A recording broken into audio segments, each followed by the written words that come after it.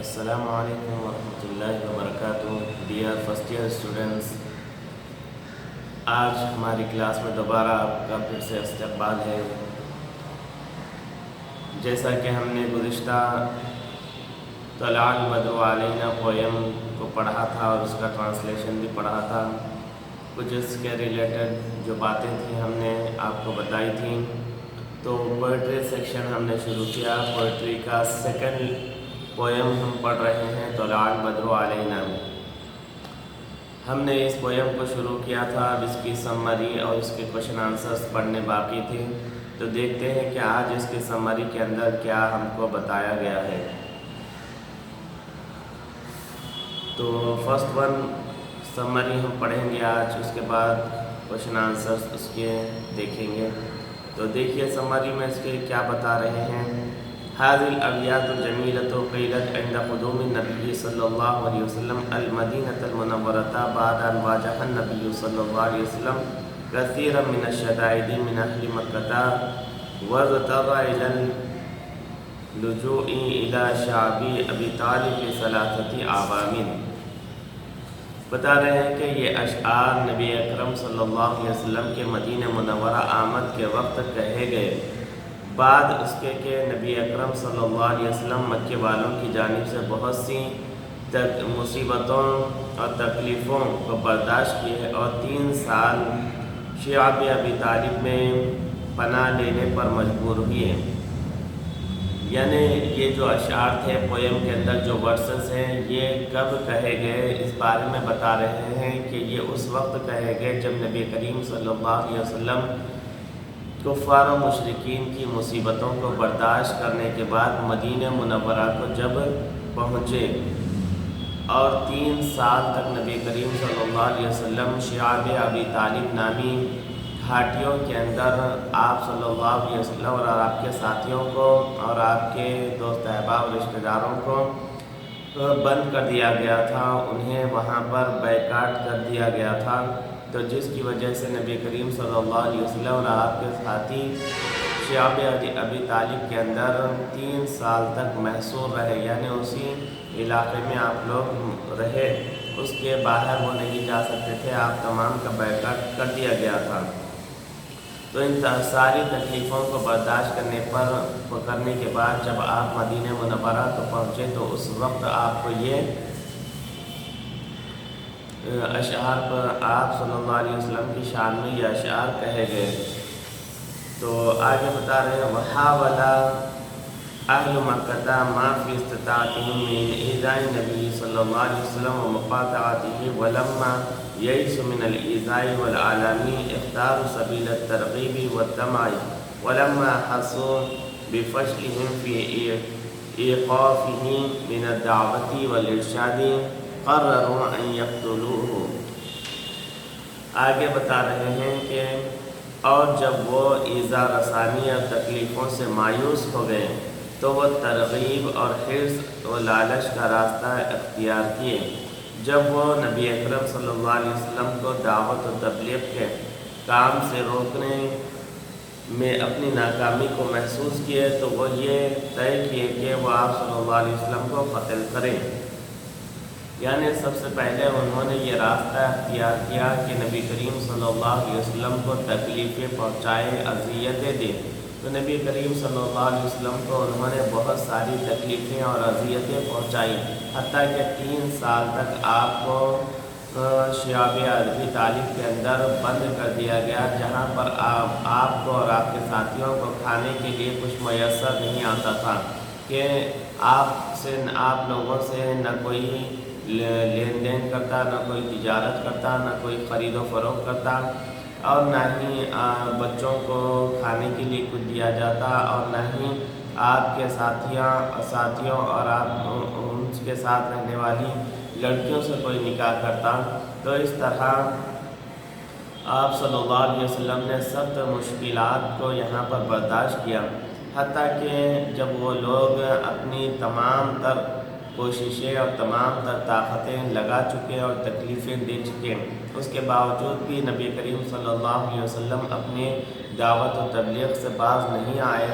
آپ نے پیچھے اپنا قدم نہیں ہٹایا تو اس وقت انہوں نے ایک اور راستہ چنا، وہ راستہ تھا ترغیب تھا اور لالچ کا، حرص اور لالچ کا، کہ انہوں نے آپ صلی اللہ علیہ وسلم کو لالچ دیا کہ آپ جو چاہتے ہیں ہم آپ کو دینے کے لیے تیار ہیں، بس آپ اس دعوت و تبلیغ اور اس نئے دین، اس توحید والے دین سے آپ اپنے آپ کو پیچھے کر لیں۔ تو نبی کریم صلی اللہ علیہ وسلم نے اس چیز کو نہ مانا، تو انہوں نے اس بات کو، تو وہ اپنی ناکامی کو محسوس کیا، تو وہ طے کیے کہ وہ آپ صلی اللہ علیہ وسلم کو قتل کریں، تو انہوں نے آپ صلی اللہ علیہ وسلم کو قتل کرنے کا طے کیا۔ پھر کیا ہوا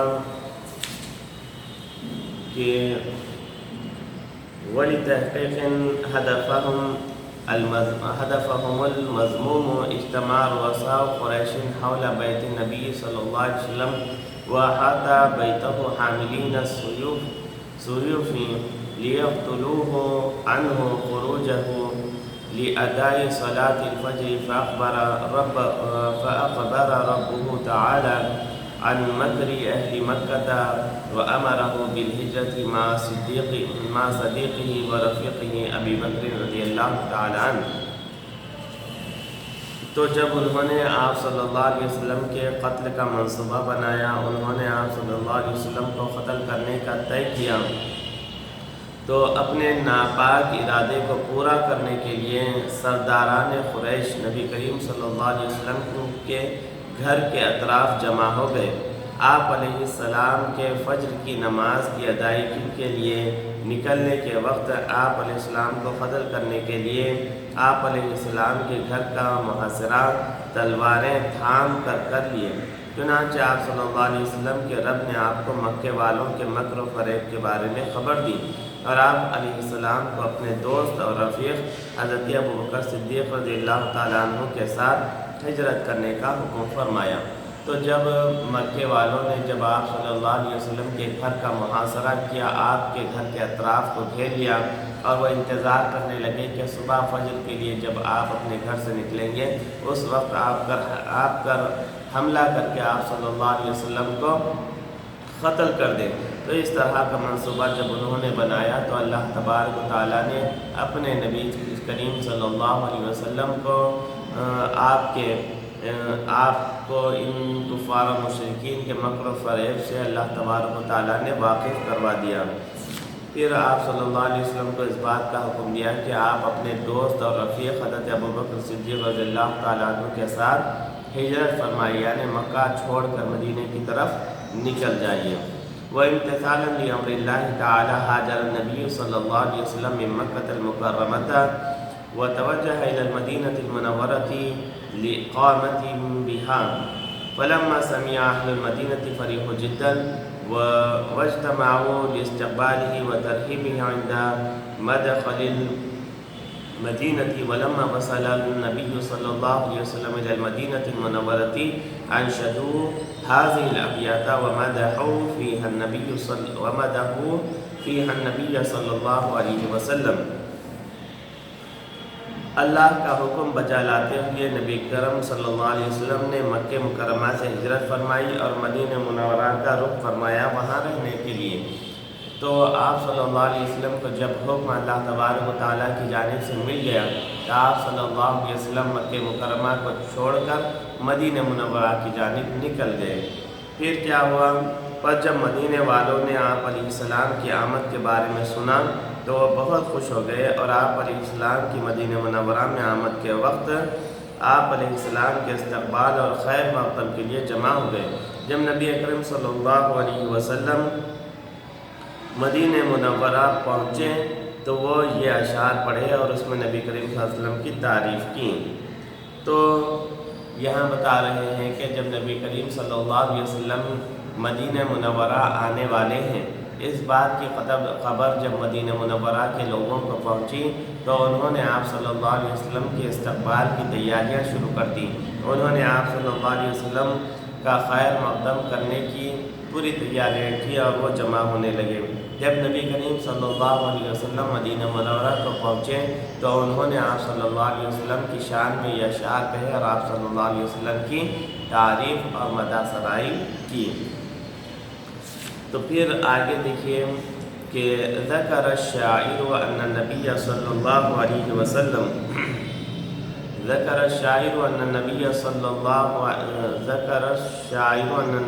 اللہ علیہ وسلم کالقمر فی لیلۃ البدر والبدر سبب النور فی الظلمۃ والنبی صلی اللہ علیہ وسلم سبب النور فی ظلمۃ الضلالۃ ودخل النبی صلی اللہ علیہ وسلم المدینۃ من وادی الوداع۔ تو بتا رہے ہیں کہ شاعر نے ذکر کیا کہ نبی اکرم صلی اللہ علیہ وسلم 14ویں رات کے چاند کی طرح ہیں،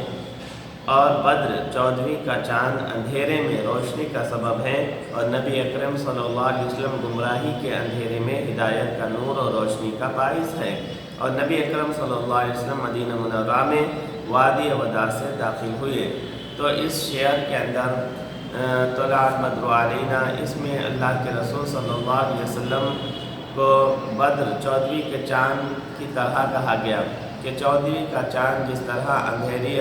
گھٹا توپ اندھیروں کے اندر روشنی بکھیرتا ہے اور راستہ چلنے والوں کو راستہ اور روشنی دیتا ہے،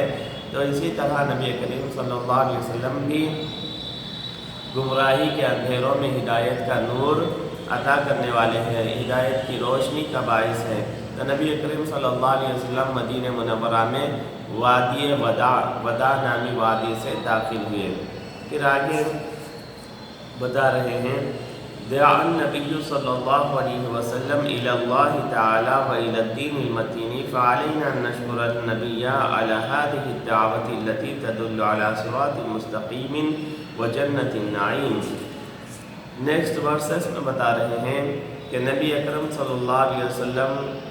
اللہ کی طرف اور مضبوط دین کی طرف بلائے، بس ہم پر فرض ہے کہ ہم نبی کریم صلی اللہ علیہ وسلم کا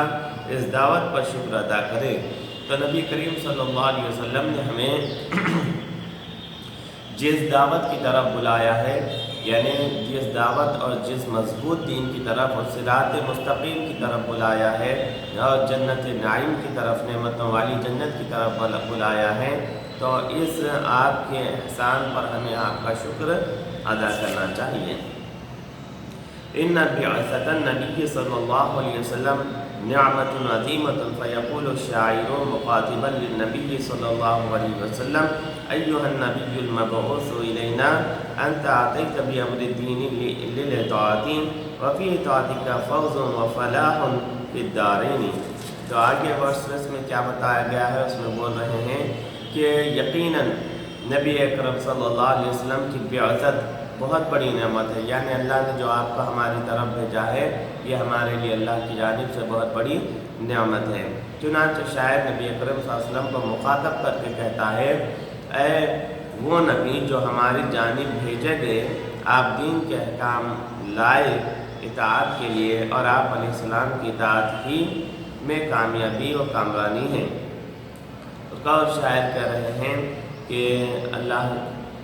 آپ اللہ کے دین کے احکام لے کر آئے اور اطاعت کرنے کے لیے، اور آپ کی اطاعت میں ہی دونوں جہان کے اندر ہمارے لیے کامیابی ہے۔ اور آگے 4th ورس میں صارت المدینۃ مبارکۃ ومشرفۃ بقدومہ المیمونۃ فاہل المدینۃ یرحبون بہ ویستقبلون۔ آپ کے قدوم میمون سے مدینہ مبارک و مشرف ہو گیا، بس ہم آپ کا خیر مقدم کرتے ہیں اور بھلائی کی دعوت پر آپ کا استقبال کرتے ہیں۔ تو انہوں نے کہا کہ آپ کے آنے سے مدینہ مبارک اور مشرف ہو گیا، اور آپ کا ہم خیر مقدم کرتے ہیں بھلائی کی دعوت پر۔ آپ نے جو ہمیں بھلائی کی دعوت دی ہے اس پر ہم آپ کا خیر مقدم کرتے ہیں، آپ کا استقبال کرتے ہیں۔ تو جب نبی کریم صلی اللہ علیہ وسلم مدینہ منورہ کو پہنچے، یقیناً مدینہ منورہ آپ کے مبارک قدموں کی برکت سے مشرف اور مبارک ہو گیا، ورنہ اس سے قبل مدینہ منورہ کو یثرب کہا جاتا تھا کہ وہ ایک بنجر اور ایک ایسی زمین تھی کہ جہاں پر لوگ نحوست کو جانتے تھے، اس زمین کو منحوس جانتے تھے، جہاں پر قحط اکثر و بیشتر قحط پڑتا تھا، اور بے شمار وہاں کی زمین میں جو خرابیاں تھیں وہ اللہ کے رسول کے قدم میمونت سے وہ تمام خرابیاں دور ہو گئیں۔ تو اس طرح یہ آج کے پویم طلع البدر علینا کی یہ سمری تھی۔ تو آپ کو فرسٹ بٹ کے لیے پویم کے سٹارٹنگ 2 ورسز کے ریٹنگ کی پریکٹس کرنی ہے، پھر اس کے بعد بٹ نمبر 2 میں آپ کو کسی بھی پویم کی سمری لکھنے کے لیے کہا جا سکتا ہے۔ تو آپ جو بھی پویم پڑھ رہے ہیں اس کی سمری آپ کو اون لینگویج میں اس کی پریکٹس کرنی ہوگی۔ تو یہ طلع البدر علینا کی سمری کچھ اس طرح ہے، سمری کی آپ کو پریکٹس کرنی ہے۔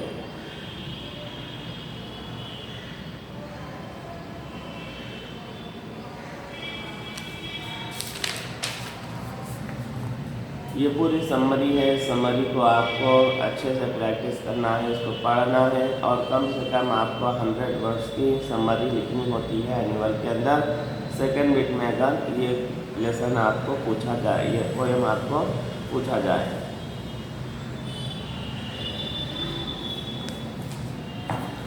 ٹھیک ہے، اب آگے چلتے ہیں کہ آگے جیسا کہ ہم نے آپ کو بتایا تھا کہ پوئٹری سے ریلیٹڈ کون سے بٹس ہو سکتے ہیں۔ تو first but, second but, fifth bit, seventh bit اور 9th بٹ، یہ 5 بٹس آپ کو پوئٹری سے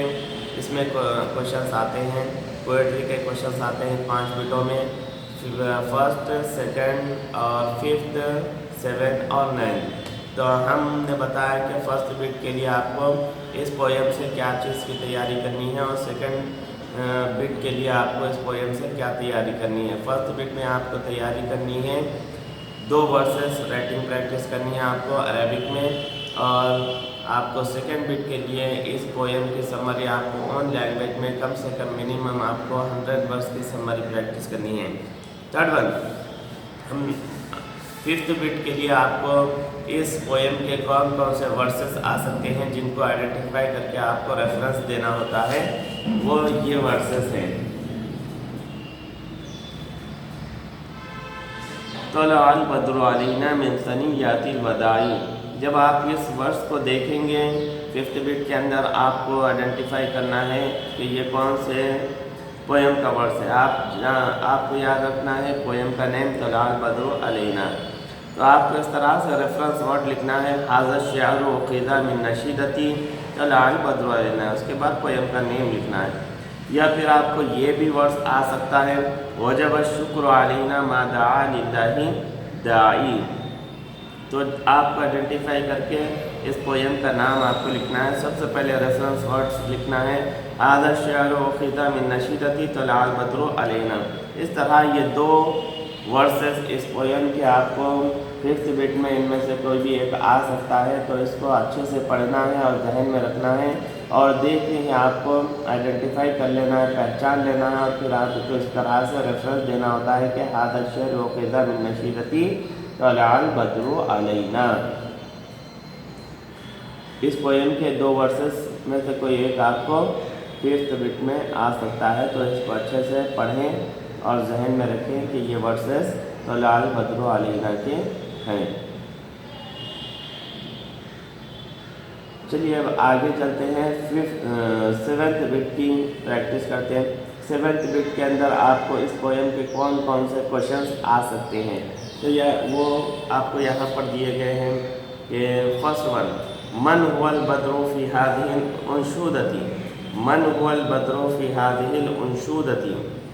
کہ پویم کے اندر بدر کون ہے، کس کو بدر کہا گیا، بدر یعنی 14ویں کا چاند، پویم کے اندر 14ویں کا چاند کسے کہا گیا، تو النبی صلی اللہ علیہ وسلم هو البدر فی الانشودۃ،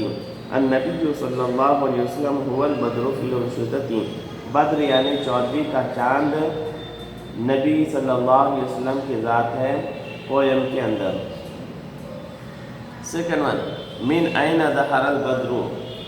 من این ظہر البدر، 14ویں کا چاند کہاں سے ظاہر ہوا، 14ویں کا چاند کہاں سے ظاہر ہوا، تو آپ کو پویم میں بتایا گیا طلع البدر من ثنیات الوداع، طلع البدر من ثنیات الوداع، 14ویں کا چاند وداع کی گھاٹیوں سے طلوع ہوا، تو یہ آنسر ہے۔ تھرڈ ون، من ہوا خیر داعین، بہترین دعوت دینے والے کون ہیں؟ من ہوا خیر داعٍ، بہترین دعوت دینے والے کون ہیں؟ تو آنسر ہے النبی ہوا خیر داعٍ، النبی نبی کریم صلی اللہ علیہ وسلم بہترین دعوت دینے والے ہیں۔ کیا فورتن ہے حل وجب الشکر علی امتہ، حل وجب الشکر علی امتہ، کیا شکر بجا لانا آپ کی امت پر واجب ہے؟ حل وجب الشکر علی امتہ، کیا شکر بجا لانا آپ کی امت پر واجب ہے؟ تو آنسر ہے نعم وجب الشکر علی امتہ، نعم وجب الشکر علی امتہ، ہاں شکر بجا لانا آپ کی امت پر واجب ہے، ہاں شکر بجا لانا آپ کی امت پر واجب ہے۔ اس کے بعد ہے ففتھ ون، من جاء بالامر المطاع، من جاء بالامر المطاع، من جاء بالامر المطاع، کہ کون قابل اطاعت امر لے کر آیا، کون قابل اطاعت امر لے کر آیا؟ تو آنسر ہے النبی جاء بالامر المطاع، النبی جاء بالامر المطاع، نبی کریم صلی اللہ علیہ وسلم قابل اطاعت امر لے کر آئے۔ تو اس طرح یہ